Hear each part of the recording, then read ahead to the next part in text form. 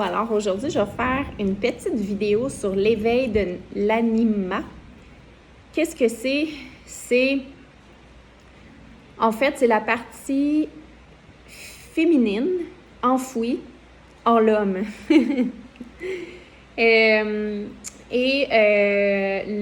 L'anima, en fait, c'est vraiment le féminin en l'homme.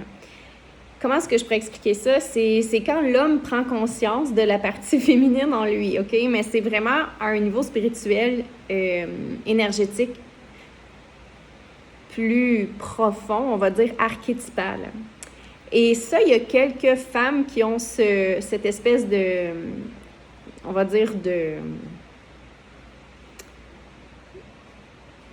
don, ou on va dire de capacité, ou qui détiennent cette espèce de clé-là. Elle ne sait pas qu'elles sont mieux ou moins bons, ou ça fait partie de leur chemin spirituel. Et lorsque elles sont en présence des hommes, les hommes voient au travers elles leur anima. Et l'anima, qu'est-ce que ça veut dire? C'est vraiment leur partie féminine intérieure. Et quand ça arrive, ça, il y a beaucoup d'hommes que, 1, ça leur fait peur, 2, ils n'aiment pas ça, 3, ça les rend trop vulnérables, surtout si vous êtes en présence de quelqu'un qui est dans son ego là, de façon intense et comme qui protège vraiment son cœur avec de la glace autour de celui-ci, tout ça, puis qui veut vraiment pas aller là. Pourquoi? Parce que peut-être qu'il y a eu des blessures lorsqu'il était jeune, des blessures d'enfance qui fait que quand il était vulnérable, ça faisait que c'était dangereux ou que c'était pas bien vu, parce qu'on sait que durant les générations, les hommes, quand ils sont sensibles, ils pleurent ou ils perçoivent leur petit enfant intérieur. C'est comme s'ils se font rejeter ou ils se font dire qu'ils sont faibles, etc. Alors, quand on a ça et qu'on est en présence des hommes, qu'est-ce qui arrive? C'est que l'homme va voir en nous, en fait, son propre reflet féminin. Et qu'est-ce que ça va faire? Qu'est-ce que ça va créer dans les relations? C'est qu'il va, soit il va s'enfuir pendant un certain temps, ou soit il va vraiment complètement l'assumer, c'est super mature émotionnel, ou sinon, il va juste disparaître.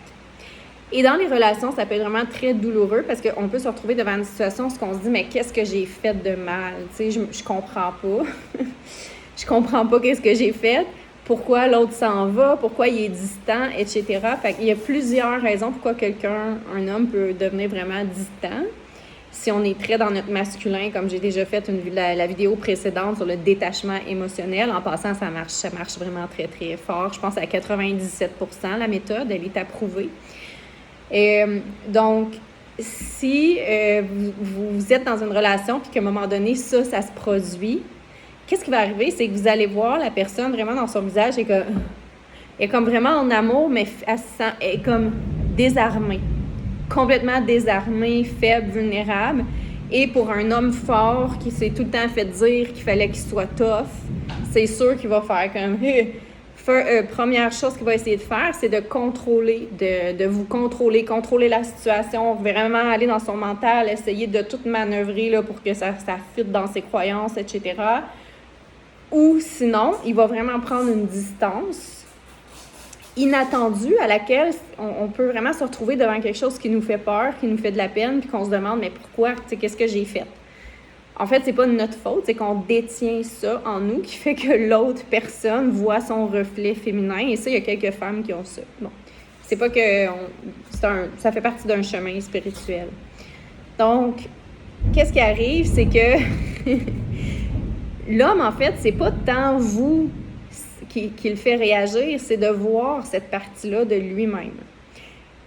Qu'est-ce qui est sain dans cette situation-là, quand ça arrive à faire? Qu'est-ce que je vous conseille de faire? C'est d'appliquer la technique du détachement émotionnel si vous sentez que la personne prend vraiment un gros pas de recul.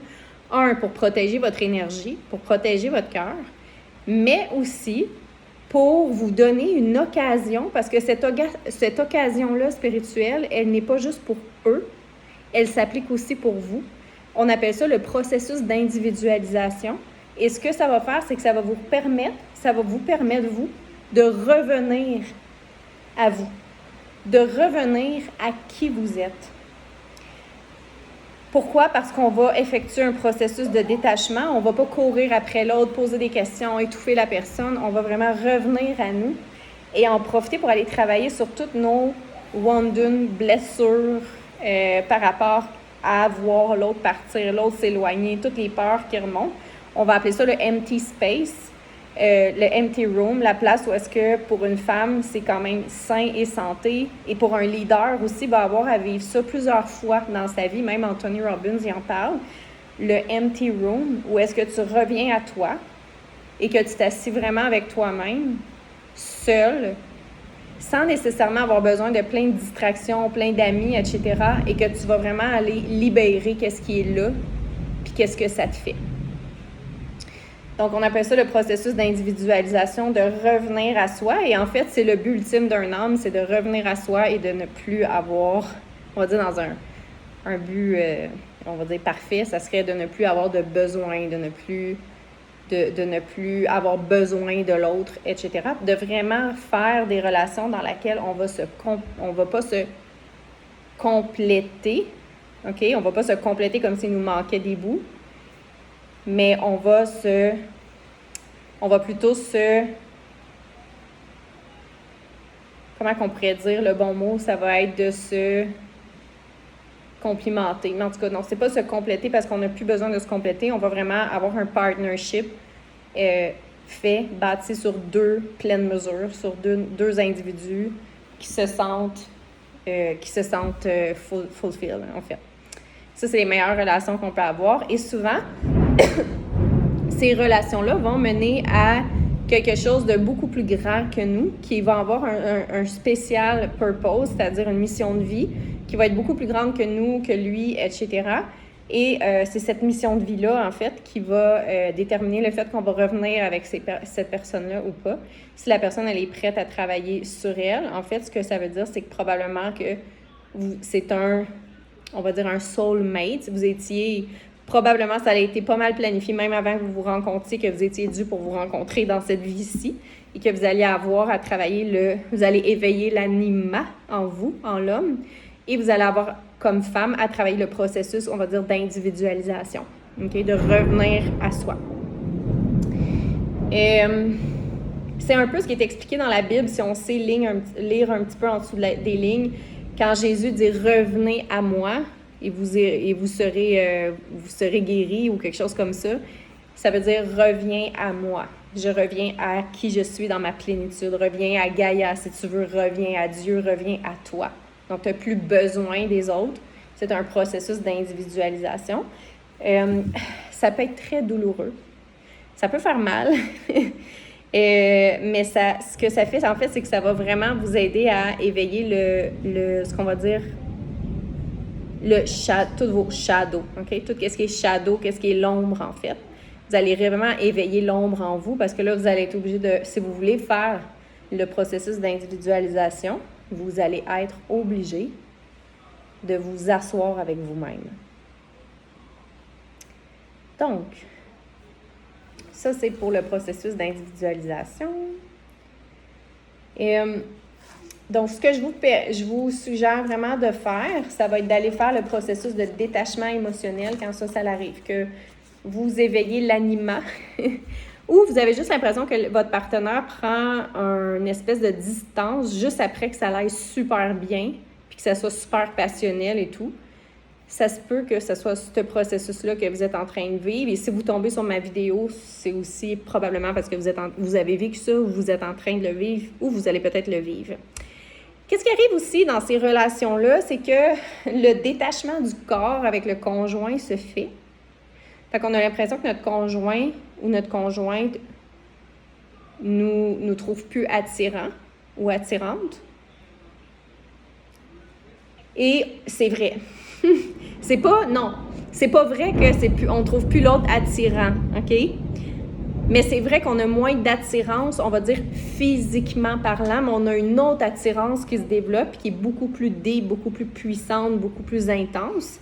Et c'est le fait que les deux consciences vont connecter ensemble. Ils disent que dans l'univers, là, vos consciences mergent. Ça crée vraiment un pont entre vous et votre partenaire. Et moi, ça m'est arrivé et c'est assez intense parce que tu ressens dans ton corps tout ce que l'autre vit, tout ce qu'il vit comme émotion intense, etc. S'il est triste ou pas, tu as t'as comme son pedigree là, émotionnel en toi tout le temps, fait que c'est vraiment difficile. Mais tu apprends à un moment donné comme à te protéger aussi, là, à pas tout vouloir ressentir, mais vos deux consciences sont fusionnées, puis vous avez plus autant d'intérêt pour le corps. C'est vraiment bizarre et ça peut faire peur. Mais attention, ça se finit pas là. Vous pouvez commencer à remarquer que votre conjoint ou votre conjointe essaye de chercher à l'extérieur qu'est-ce qu'il trouve, il est plus capable d'accéder en vous. Par contre, en faisant le processus de détachement émotionnel, qu'est-ce que ça fait? C'est que vous allez vous rendre compte que quand vous prenez de l'espace, puis que vous tombez dans cette zone de silence, parce que le silence est très, très, très puissant, il parle plus fort que les mots qui parlent fort. C'est là que votre partenaire va avoir la chance de réaliser qui vous êtes sans même qu'il s'en rende compte. Et puis après ça, quand il va vous revoir, je dirais même pas, en fait, qu'est-ce qui arrive dans ce processus, dans cette espèce de phénomène-là, puis c'est expliqué par Carl Jung, un spécialiste de la conscience humaine, là. Il va commencer en fait à réaliser à quel point vous dégagiez une énergie spéciale. Mais par contre, il a besoin d'avoir cette distance-là pour qu'il comprenne qu'avec vous, c'était différent. Et la chose, c'est qu'il va probablement il va vous voir comme un archétype. Il vous voit même plus comme une personne, il vous voit comme un archétype divin, etc. Puis c'est vraiment dans sa conscience, ça l'éveille des vieilles, on va dire divinités, ou ça l'éveille des vieilles choses ancestrales, en fait. Et la personne va vous percevoir vraiment comme un archétype féminin parfait ou masculin parfait, le héros, le sauveur, etc. Mais en fait, c'est ses propres projections. Et la chose qui arrive, c'est que même s'il essaye de se détacher de vous, il va voir votre visage sur toutes les autres femmes. Il va vous voir en tout le monde. Puis il va même avoir des images quand il est seul, comme un archétype qui passe, etc. C'est vraiment ça qui arrive. C'est la même chose pour la femme. Tu sais, comme par exemple, tu es dans ta cuisine, tu te lèves, tu as l'impression que l'autre il vient d'apparaître. Ou tu le sais que même quand toi, tu es en train de créer ça, là, puis que l'autre vient d'avoir c'est vraiment spécial. Fait que, en tout cas, là, on va pas tomber trop loin là-dedans. Mais c'est juste pour essayer de comprendre comment dealer avec ça. Parce que souvent, on se dit, la personne est vraiment méchante, elle est partie comme ça, blablabla. Mais tu sais, c'est le fun aussi des fois d'essayer de comprendre qu'est-ce qu'on est en train de vivre. Donc, moi, je suis tombée là-dessus. Je sais que l'univers m'a envoyé toutes ces vidéos-là. Après, là, quand j'ai vécu l'expérience, parce que j'étais vraiment triste, je me demandais vraiment qu'est-ce que j'avais fait de mal, qu'est-ce qui se passait, etc. Donc, voilà. Donc, l'autre personne devient comme un archétype. On devient comme un archétype pour l'autre personne. Et qu'est-ce qui va faire qu'on va pouvoir se reconnecter, rebander ensemble, c'est-à-dire bande, ça veut dire tenir ensemble encore. C'est ce désir-là de la personne de vouloir travailler sur elle. Mais comment est-ce qu'on va créer ou même savoir ça? Ça va être vraiment en étant dans un moment de silence. Pas un silence vengeur où on veut rendre l'autre jaloux, où on veut le faire penser à nous, on va poster des choses qui nous regardent. Non. On revient à nous, qui on est, nous, en tant qu'individu, lorsqu'on est seul et complètement investi dans notre mission de vie. Et ça, qu'est-ce que ça va faire, en fait? C'est que ce silence-là, il va avoir vraiment de la valeur. Parce qu'un silence vengeur qui veut juste comme créer une espèce de vengeance ou de blessure ou de rendre jaloux, ça n'a pas le même effet parce que l'autre le sent. Mais si tu t'en vas t'investir complètement à 100% dans ta mission de vie, lorsque l'autre vit cette espèce de chambre noire où est-ce qu'il se retrouve que, il pensait que tu allais le chasser ou courir après, finalement, c'est la polarité que tu vas créer, c'est autre chose que tu crées, c'est carrément le contraire. Ça va l'emmener dans une espèce de, on va dire, de empty room, empty space, où est-ce qu'il va vraiment voir ses blessures, ses manques, etc. Pourquoi est-ce que je parle de ça? C'est parce qu'il y a des âmes sur Terre qui sont faites pour se rencontrer parce qu'ils ont un but divin. Ils ont partnership, on va dire soul partnership, ou est-ce que les deux, ils ont à vivre le processus d'individualisation? OK? Fait que là, à cause de ça, il y en a un qui va probablement commencer à prendre la distance avant l'autre. Et l'autre, son travail, c'est pas de lui courir après, c'est de faire l'exercice de silence. Et qu'est-ce que ça veut dire, ça? C'est qu'on arrête de répondre aux messages, par exemple, qui sont plus manipulateurs. On sent que ce sont des messages basés sur des triggers, non sur de l'activation divine. Donc, c'est-à-dire, c'est vraiment trigger. Tu sais, on sent qu'il y a de la manipulation, on sent que parce qu'il va y avoir de la colère, on sent qu'il y a de la colère, on sent que c'est pas clair, on sent que la personne, elle veut être investie, mais elle veut pas vraiment, tu sais, elle nous garde on the edge. Tout ça, tu réponds pas à ça. OK? Tout ça, tu réponds pas à ça. Même tu essaies de garder le silence pendant quelques jours, on va dire 7 jours, faire le processus de détachement émotionnel. Même si c'est extrêmement dur. Des fois, ça peut paraître cruel, mais c'est la chose qui va vraiment amener la personne à faire son processus d'individualisation, surtout s'il y avait de la dépendance affective là-dedans.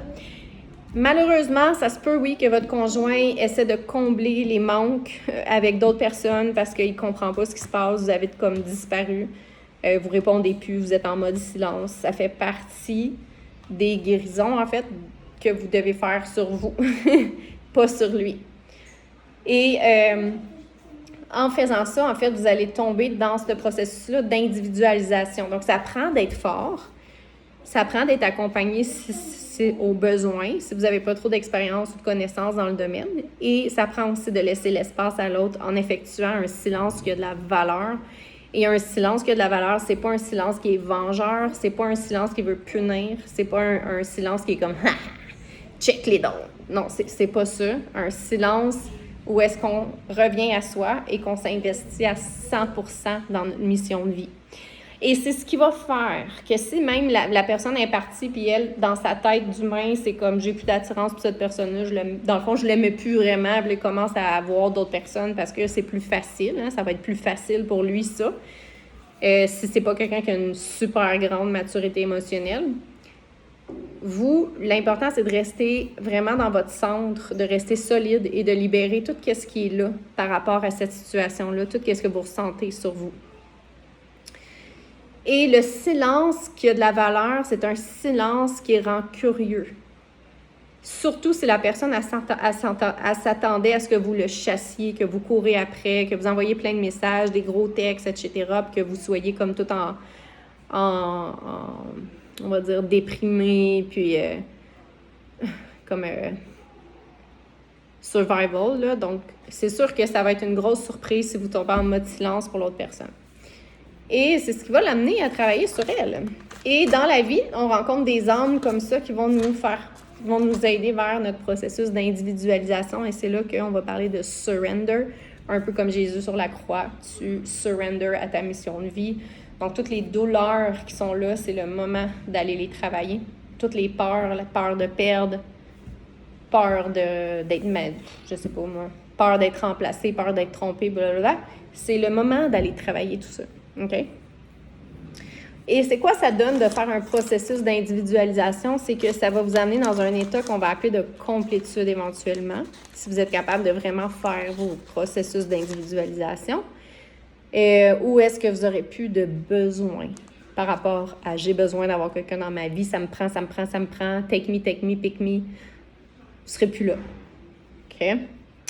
Et aussi, ça va affecter votre relation par rapport à l'argent, par rapport aux attentes, par rapport à l'attachement émotionnel, parce que quand tu es dans ta divinité, il n'y a pas d'attachement émotionnel, tu le laisses partir. Let it go. OK? Et quand la personne va revenir, elle va revenir si elle revient. Si elle revient pas, c'est parce que c'était comme ça. Mais si elle revient, la personne, il y a un mantra qui dit tout ce qui est fait pour moi va me revenir de toute façon.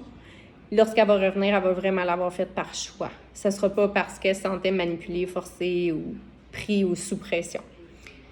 Et c'est la même chose pour l'argent, c'est la même chose pour la business. Donc, où est-ce que je veux aller avec ça, ce petit processus-là? Bien, c'est un gros processus d'individualisation. C'est ce que ça va faire, en fait, c'est pour vous amener dans votre féminin divin. La femme qui va vraiment intégrer son processus d'individualisation, elle va rentrer dans ce qu'on appelle l'état queen. C'est ce que j'enseigne dans Femme Miracle, mon processus Femme Miracle, comment travailler avec notre higher self of consciousness puis aller dans notre état queen, qui est une énergie féminine divine où est-ce qu'on a vraiment une énergie qui dégage comme une queen, c'est-à-dire pas m'as-tu vu, mais je suis dans mon centre puis je bougerai pas de là. Quand même qu'il y a des gens qui me font qui essaient de me manipuler ou m'emmener ailleurs ou me faire sentir moins ou quoi que ce soit, je suis dans mon centre et je bougerai pas de là et on est vraiment dans un état, j'ai vécu le processus pas à pas aussi, on est dans un état où est-ce que nos besoins sont prioritaires. Ceux des autres sont importants, mais nos besoins sont prioritaires. C'est for me, for you, for us. OK? Et c'est là qu'on commence à être super magnétique. C'est là qu'on commence à attirer tout ce qu'on veut. C'est là que tout se fait tout seul. C'est vraiment comme ça se fait tout seul. Ça se fait tout seul, attention, il y a l'action à mettre en place, comme le masculin divin. Mais en faisant ce processus d'individualisation-là et en allant travailler sur vos blessures d'enfance par rapport à l'homme qui s'en va, blablabla, vous allez en fait intégrer aussi le masculin divin en vous, le masculin d'action. Peut-être que cette personne-là, elle vous supportait financièrement. Peut-être que cette personne-là, elle faisait votre comptabilité. Peut-être que, tu sais, toutes ces choses-là, en fait, vous allez vous rendre compte que vous l'avez en vous. Ou sinon, vous êtes quand même capable de le faire exécuter par d'autres. Donc, votre masculin, votre énergie masculine, vous allez l'intégrer, elle va être là. Okay? Vous n'aurez pas besoin de lui pour ça. Et ça fait des relations encore plus saines, plus puissantes, plus énergétiquement parlant, vraiment génial. Donc, le processus d'individualisation pour une femme, c'est quand même important parce que vous revenez dans votre féminin divin. J'ai une histoire avec ça, une femme qui était... une fois, parfois je vais à l'église, puis tu sais, j'essaie d'écouter les messages, tout ça qu'il y a en dessous des mots. Et il y a une femme qui est allée faire un témoignage, puis elle racontait son histoire avec son conjoint qui avait plusieurs maîtresses, etc. Puis, à un moment donné, elle est allée voir un prêtre, puis le prêtre, il a dit, c'est parce que tu es venu ici pour sauver son âme. Tu es venu ici pour sauver des âmes. Puis, tu sais, c'est sûr qu'il y en a qui vont dire, on n'est pas des sauveurs, c'est des traumas d'être sauveurs, mais on a des destins d'âme, là, au niveau de la conscience aussi, là, toutes ces, soit on croit ou on croit pas. Mais pour elle, ça résonnait comme vrai. Ça faisait pas comme ça ne fit pas avec qui je suis. Ça résonnait que c'était vraiment ça, sa mission. Et à un moment donné, elle s'est dit, je comprends pas pourquoi je dois avoir à passer au travers de ça, puis de vivre ça, puis tout ça. Puis elle a rêvé à Jésus qui était comme tout détruit, tout ça, tout déchiré, tout brisé. Puis dans la nuit, quand elle a fait son rêve, elle a entendu, elle a reçu le message que tout ce qu'elle était en train de vivre, ça n'avait absolument rien à voir avec elle. Et qu'est-ce que ça l'a fait? C'est que ça l'a libérée complètement. Et le soir même, elle avait même plus d'attente envers son conjoint. Son conjoint, il est revenu à la maison tard, comme d'habitude. Mais cette fois-ci, elle avait plus d'attente, ça faisait plus partie... elle avait catché, en fait, elle avait fait le détachement émotionnel que ça n'avait rien à voir avec elle, que ça l'avait à voir avec lui-même, avec ses propres blessures. Et ce cercle-là, c'est terminé. Donc, le conjoint a arrêté d'avoir des maîtresses, puis elle embody complètement le féminin divin. Souvent, quand les femmes, ils se font tromper ou des trucs comme ça, on va dire, on n'en parle pas vraiment de ça, mais on va souvent dire, laisse-le, fais-toi pas, laisse-toi pas, tu sais, j'ai rien contre ça aussi, là, mais en fait, la vraie raison pourquoi ça t'arrive, c'est parce que, ou que ça peut-être ça t'arrive pas non plus, ou si ça t'arrive, ce que j'ai à conseiller, c'est reviens à toi. C'est parce que tu n'es plus en toi depuis un bout de temps.